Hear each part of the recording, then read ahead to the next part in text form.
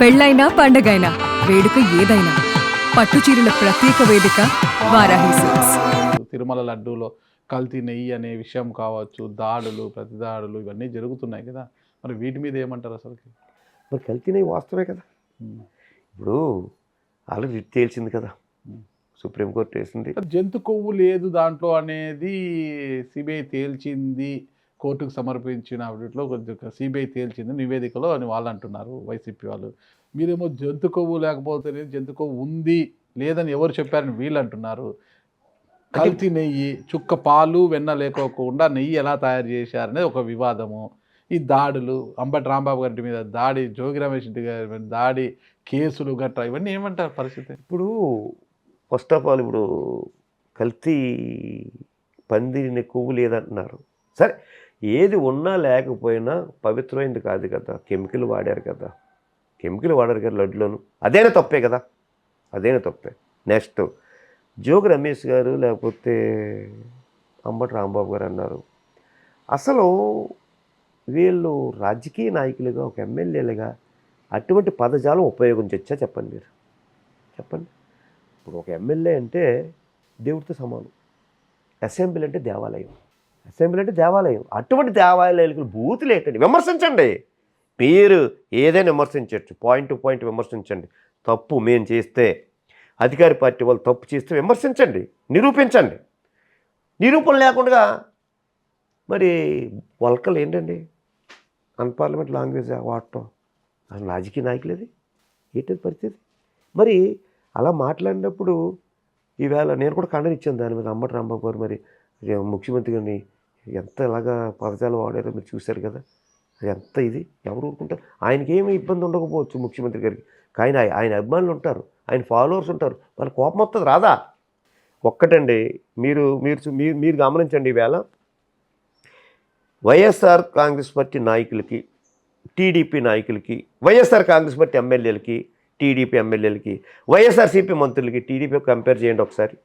ఈవేళ కంపేర్ చేయండి. ఈవేళ టీడీపీ అధికారంలోకి వచ్చి, టీడీపీ అంటే కూటమి ప్రభుత్వం అధికారంలోకి వచ్చిన తర్వాత,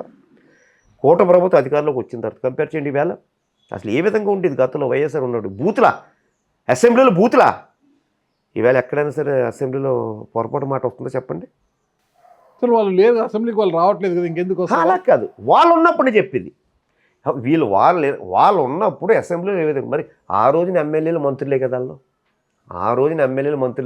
మరి ఆ ఎమ్మెల్యేలు మంత్రులు ఏ విధంగా మాట్లాడారు, ఈ ఎమ్మెల్యేలు మంత్రులు ఏ విధంగా మాట్లాడారు, అది కంపేర్. ప్రజలు కూడా గమనిస్తారు, ప్రజలు అమాయకులు కాదు. ఇలా ప్రజలు అమాయకులు చేయాలని చూస్తున్నారు, కానీ ప్రజలు అమాయకులు కాదు సార్. ఓకే, ఇటీవల ఓఎన్జీసీ ఇక్కడ మీకు గోదావరిలోంచి ఓఎన్జీ దాంట్లో మన మంటలు రేగాయి, మొత్తం కూడా ఒక పల్లె అంతా రగులు పడిపోయిందా, ఏంటి ఆ పరిస్థితి అసలుకి? ఆల్రెడీ మా ఎమ్మెల్యే మాట్లాడారు సార్, ఓఎన్జీ వాళ్ళతో నష్టపరిహారం కూడా ఇప్పించడం జరిగింది. ఆల్రెడీ మా ఎమ్మెల్యే ఫాలో అప్ చేసి వెంటనే ఇమీడియట్గా యాక్షన్ తీసుకుని వెంటనే వాళ్ళతో మాట్లాడారు. ఆ కుటుంబాలు కూడా న్యాయం చేయడం జరిగింది. గతంలో మత్స్యకారులకు సంబంధించి ఓఎన్జీసీ ఎప్పుడైతే వచ్చిందో, మత్స్యకారులకు వేటకు నిషేధం ఉంది కాబట్టి వాళ్ళ జీవన భృతి కోసము ఏడాదికింత నెలకింత అని చెల్లించేవారు ఓఎన్జీసీ నుంచి. ఆ నిధుల్లో పెద్ద గోల్మాల్ జరిగింది అనేది కూడా అప్పుడు పెద్ద ఎత్తున విమర్శలు కూడా వచ్చాయి. గోల్మాల్ జరిగాయి, ఎమ్మెల్యే సగం మింగేశాడు అనేది కూడా వచ్చాయన్నమాట. ఇప్పుడు మత్స్యకారులకు ఖచ్చితంగా నీతి నిజాయితీగా వాళ్ళు రావాల్సిన భృతి అంత అందుతుందంటారా? అందుతుంది, డైరెక్ట్ బెనిఫిట్స్కి వెళ్ళిపోతుంది. మా ప్రభుత్వం వచ్చి, కూటమి ప్రభుత్వం వచ్చింది, డైరెక్ట్ బెనిఫిట్స్కి వెళ్ళిపోతుంది. ఎక్కడ ఇదేం లేదు, ఇబ్బంది ఏం లేదు, చాలా హ్యాపీగా ఉన్నారు.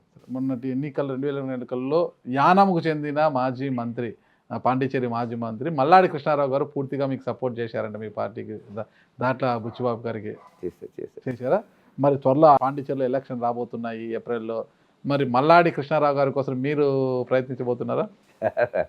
ఇప్పుడు యానం మాకు అంత టచ్ ఉన్న విలేజ్ కాదు, కానీ యానం రాజకీయాలు ఈ రాజకీయాలు చాలా దగ్గరగా ఉంటాయి. మల్లాడి గారికి కూడా ఇక్కడ ఆ ప్రజలతో మంచి సత్సంబంధాలు ఉన్నాయి, ఆయన కూడా మంచి మద్దతు ఉంది. బీసీ వర్గానికి చెందిన వ్యక్తి, అందరికి బీసీ వర్గాలు అందరికీ సత్సంబంధాలు. కేవలం మత్స్యకారి కుటుంబాలకే కాదు, మత్స్యకారి కుటుంబాలకే సత్సంబంధాలు కదా ఆయన.